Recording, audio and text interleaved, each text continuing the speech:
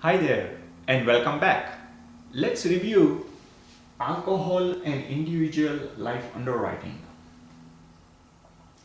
First and foremost, make sure that you are not only looking at the actual amount of the excessive alcohol being currently used and or the history as such, but beyond that you are looking at the adverse signs and symptoms that follows due to the excessive alcohol usage, regardless of whether labeled as alcohol abuse, alcoholism, or alcohol abuse. There are more than 3 million US cases per year, so this is something very common. How about the symptoms? Symptoms include repeated alcohol consumption despite related legal and health issues. Those with alcoholism may begin each day with a drink, feel guilty about their drinking, and have the desire to cut down on the amount of drinking. One of the popular tools in the industry is Cage questionnaire. The idea is to dig out more details from the customer or the insured, and the acronym stands for cut down, annoyed, guilty, eye opener. So there is a questionnaire that the customer is asked to fill out to dig out more details and to correlate with all the info that you have via medical records, lab test, and all other sources that you may have in the file. So let me read out those questions to you. So it goes like, have you ever felt you should cut down on your drinking? Have people annoyed you by criticizing your drinking? Have you ever felt bad or guilty about your drinking? Have you ever had a drink first thing in the morning to steady your nerves or to get rid of a hangover? That is eye opener. Now, what about the experience? So, people may experience blackout, dizziness, shakiness, craving, or sweating, and this may happen in the whole body.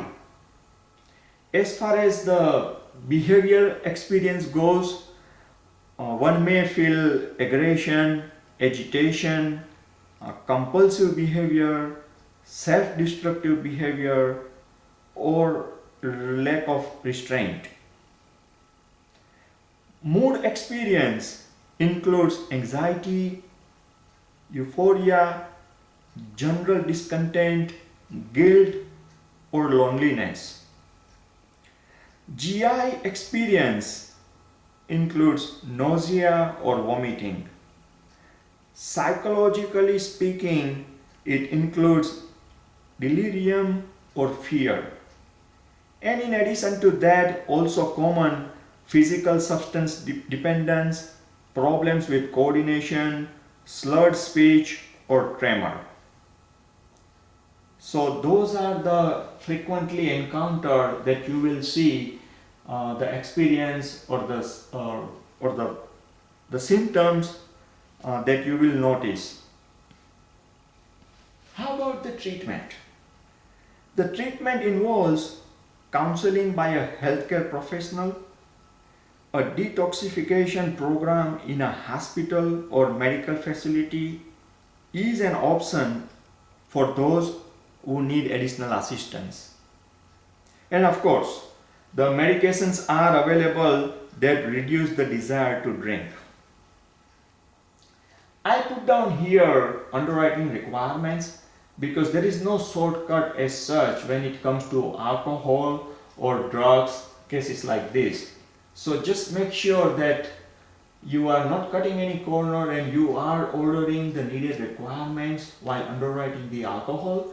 So typical requirements are alcohol questionnaire, motor vehicle report MVR, and pay special attention to DUI, pyramid exam, phone inspection, and you may be surprised what the insured has not admitted on the app or on the pyramid exam. The insured may admit surprising and concerning history on the phone inspection. Full blood profile, and watch those LFTs.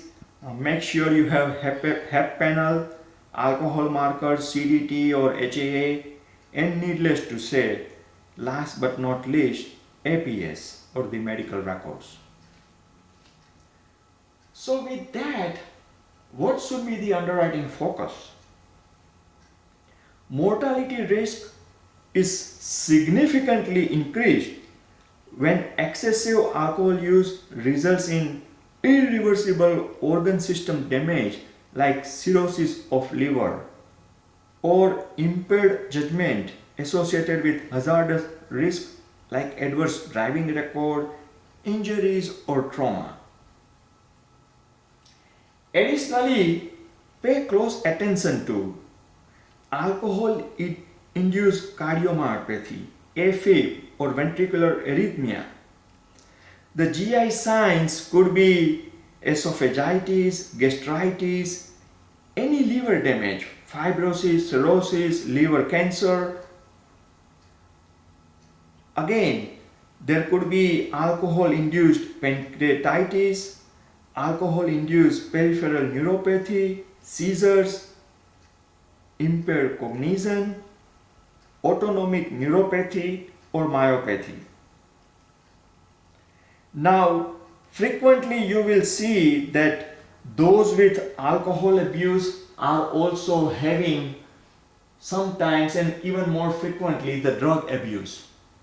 So we will review the drug abuse next when we meet after a quick break, but suffice to say here that as far as alcohol and underwriting goes, make sure you pay attention to all these details, follow your company specifics, correlate those details with the manual that your company expects you to follow and take that route.